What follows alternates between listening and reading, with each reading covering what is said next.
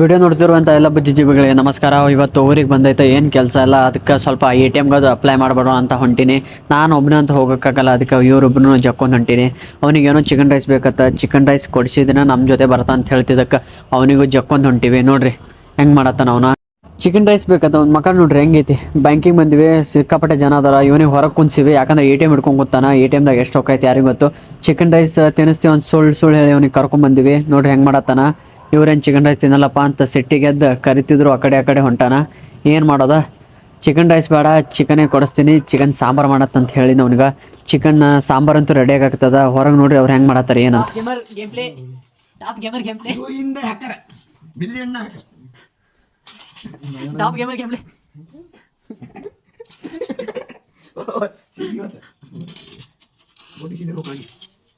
ನಮ್ಮ ಹುಲಿ ಗೇಮ್ ಆಡಿ ಸುಸ್ತಾಗೈತಿ, ಎಲ್ಲರ್ಕಿಂತ ಫಸ್ಟ್ ಬಂದು ಕುಂತ್ಕೊಂಡಾನ. ತಿಂದಾದ್ಮೇಲೆ ಹಂಗೆ ಸ್ವಲ್ಪ ಹೊರಗೆ ಹೋಗಿದ್ವಿ. ನಮ್ಮ ಟಕ್ಳು ಸಾಹೇಬ್ ಸಿಕ್ಕ ಖಾಜಾ ನೋಡ್ರಿ, ಅವ್ನು ಸದಾ ಬಿಡತ್ತಿಲ್ಲ ಇವನು. ಹೆಲ್ಲೋ ಹೆಂಗೆ ಕಸ್ಕೊತಾನ ನೋಡ್ರಿ. ಸಣ್ಣ ಹುಡುಗರು ಕೂಡ ಬಿಡಲ್ಲಾಗ್ಯಾನ. ಮತ್ತೆ ನಾಳೆ ಸಿಗೋಣ, ಅಲ್ಲಿವರೆಗೂ ಖತಮ್, ಬಾಯ್ ಬಾಯ್, ಟಾಟಾ.